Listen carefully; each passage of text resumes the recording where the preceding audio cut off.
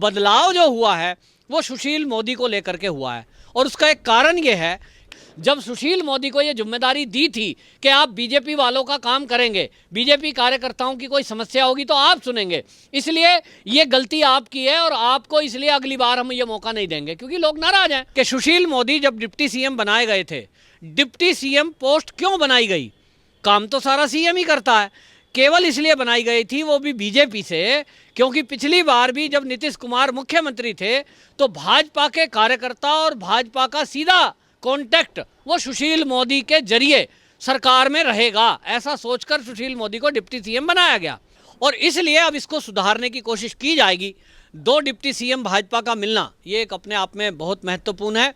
और अब देखा जा रहा है, समझा जा रहा है कि कम से कम वहाँ दलितों की भी और जो उच्च वर्ग है दोनों की भी जातिगत बैलेंस को बनाने की भी बात की गई है। तो अब चिराग पासवान को भी समझ में आ गया है कि भाजपा के साथ रहोगे तो आनंद में रहोगे, अलग होकर के आप कुछ भी नहीं हो।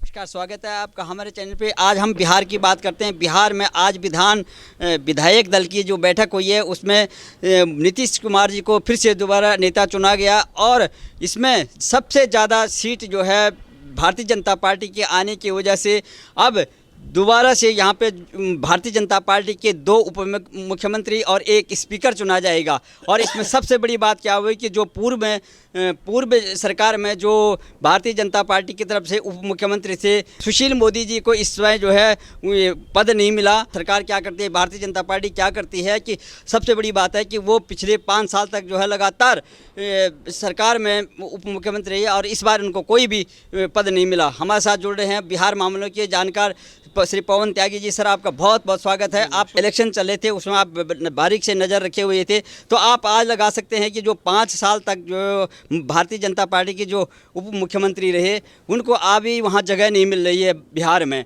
2 उप मुख्यमंत्री और 1 स्पीकर चुना जाएगा। उनके अभी नाम स्पष्ट आप बताएंगे हमारे दर्शकों को क्या क्या हुआ। लेकिन सबसे बड़ी बात है कि सुशील मोदी को क्यों नहीं पद मिला, अब उनको अब कहाँ एडजस्ट करेंगे, इसमें क्या कहेंगे आप? देखिए, नीतीश कुमार 7वीं बार मुख्यमंत्री पद की शपथ लेने जा रहे हैं और ये बीजेपी और जेडीयू के गठबंधन की उन्होंने देखिए मर्यादा किस तरह रखी है कि बीजेपी के सबसे ज़्यादा विधायक चुन के आए हैं 74 और वहीं जेडीयू के केवल 43 हैं। लेकिन उसके बावजूद क्योंकि गठबंधन पहले से है और भाजपा अपनी बात की पक्की है और वहाँ एक अनुशासन है, इसके कारण उन्होंने तय किया कि मुख्यमंत्री तो वही बनेंगे नीतीश कुमार जो चुनाव के पहले हमने वादा किया था। नहीं तो देखो, बहुत लोग कयास लगा रहे थे कि अब ये सबसे ज़्यादा चुने गए हैं बीजेपी वाले तो कहीं पलट ना जाएं, लेकिन ऐसा कुछ नहीं है। लेकिन यहाँ बदलाव जो हुआ है वो सुशील मोदी को लेकर के हुआ है और उसका एक कारण ये है कि सुशील मोदी जब डिप्टी सीएम बनाए गए थे, डिप्टी सीएम पोस्ट क्यों बनाई गई?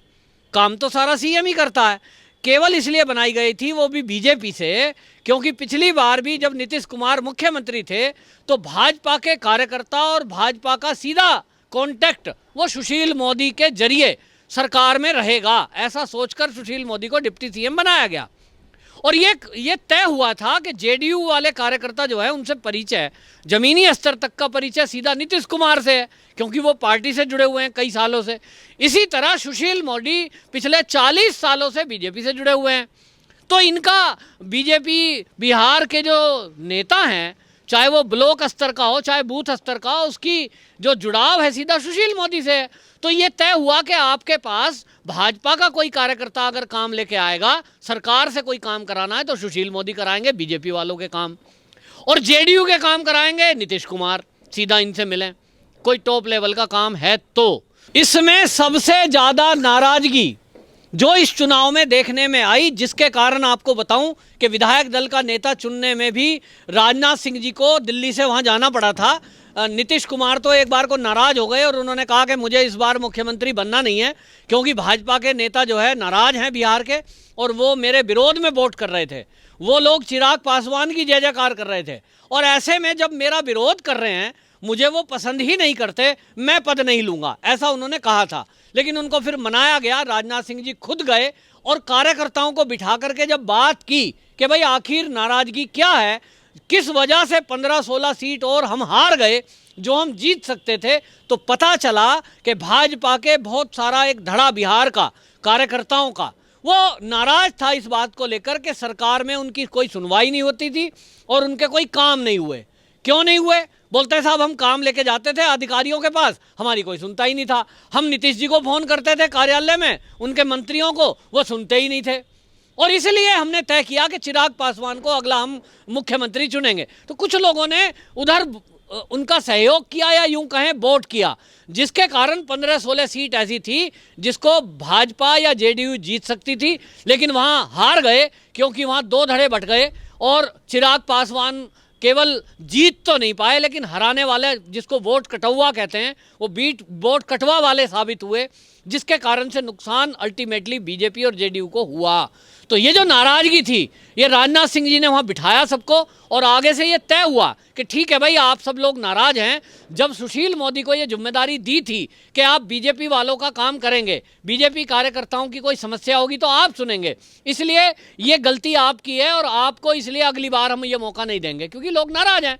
और इसीलिए आप देखिए कि 2 नए नाम चुनाव किए गए डिप्टी सीएम के लिए, और उसमें से जातिगत समीकरण का भी ध्यान रखा गया है कि एक जो है दलित वर्ग से लिया गया है और एक ब्राह्मण वर्ग से लिया गया है। ये भी एक संतुलन बनाने की बिहार राजनीति में कोशिश की है कि भाजपा के लीडर कहीं ये भी ना कह पाएं कि इस वर्ग से लिया, इससे रह गया। और इसलिए तार किशोर प्रसाद ये एक उप मुख्यमंत्री के लिए विधायक दल के नेता में जो बीजेपी की तरफ से चुने गए हैं। दूसरा जो है बीजेपी की रेणु देवी, ये 2 लोग जो है इसमें उप मुख्यमंत्री के लिए आज तय हुआ है और सुशील मोदी का नाम तय नहीं हुआ है।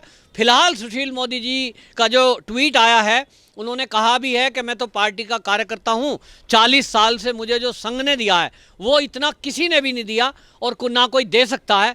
तो संघ का एक तरह से उन्होंने आभार प्रकट किया है, क्योंकि आप जानते हैं कि संघ के कहने के बाद ही डिप्टी सीएम इनको बनाया गया था। अब उसके बाद ये तालमेल नहीं बिठा पाए कार्यकर्ताओं के साथ, तो अब इनको ये कहा गया भाई कम से कम आप यहाँ तो नहीं रहेंगे।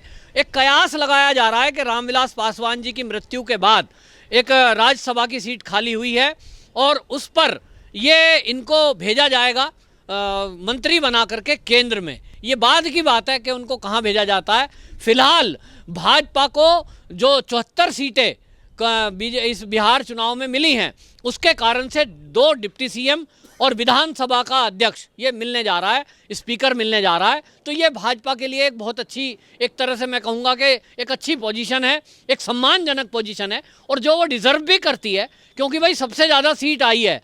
तो मैं तो कह रहा हूँ कि होना तो यही चाहिए था कि नीतीश जी खुद कहते कि भाई भाजपा का ही कोई मुख्यमंत्री बना दीजिए, क्योंकि आपकी सीट भी ज़्यादा हैं और मैं तो 6 बार पहले रह चुका हूँ। लेकिन अब ये किस कारण से उन्होंने नहीं कहा है, और हम जानते हैं कि जो सीट होती है उसका मोह बहुत मुश्किल से छूटता है। कोई विरला ही ऐसा हो सकता है जो कहेगा मुख्यमंत्री मैं नहीं, किसी और को बनाओ। तो थोड़ा ड्रामेबाजी इन्होंने की, नानुकुर की, नहीं बनना ये करके, जिससे कि ये कहें भाई केंद्र वालों ने बड़ा ज़बरदस्ती मनाया है तब ये बने हैं।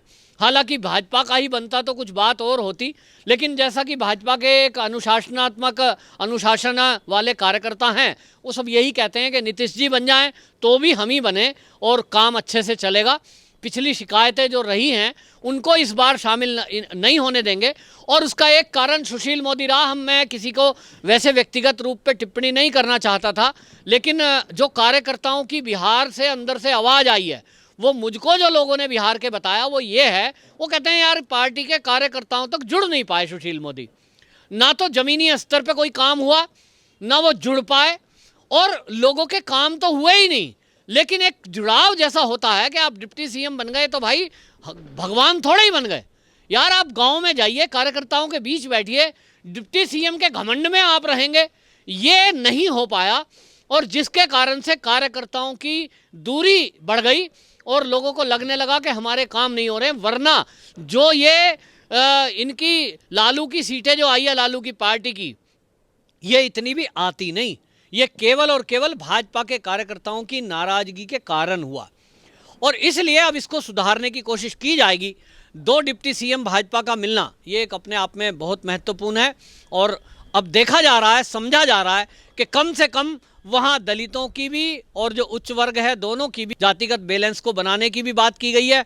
दोनों की समस्याएं अलग अलग तरह की है और बिहार में हम देखते हैं जैसे कि राजनीति है वहाँ जातिगत राजनीति ज़्यादा चलती है। इस चुनाव में भी MY फैक्टर अभी भी चला, वहाँ दलित कार्ड खेलने की कोशिश अभी भी हुई और जो ये चिराग पासवान है ये भी इसीलिए दम भर रहे थे कि मैं अगला मुख्यमंत्री होऊंगा। इनको लगता था कि दलित वर्ग इनको वोट करेगा, जो कि हुआ नहीं है।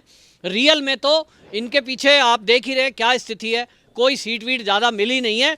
तो अब चिराग पासवान को भी समझ में आ गया है कि भाजपा के साथ रहोगे तो आनंद में रहोगे, अलग होकर के आप कुछ भी नहीं हो, नथिंग। तो आपकी राजनीति भाजपा से आपकी पहचान है, भाजपा की ही वोट आपको मिल रही थी। मैं ये नहीं कहूँगा कि जो इनके पिताजी थे वो इसी वजह से थे, उनका अपना एक व्यक्तित्व था, उनकी एक अपनी छवि थी, उनकी एक अपनी कार्यशैली थी। इनके साथ कुछ युवा चिराग पासवान के साथ जुड़े जरूर हैं, लेकिन खाली युवाओं से सरकारें नहीं बनती है।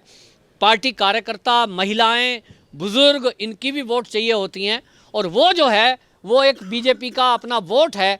महिलाओं ने बहुत भारी वोट बीजेपी को किया है और इसी से ये सरकार बनी है। अब आगे देखना है, महिलाओं की भी जो आकांक्षाएं हैं इस बार फिर सरकार से और ज़्यादा है।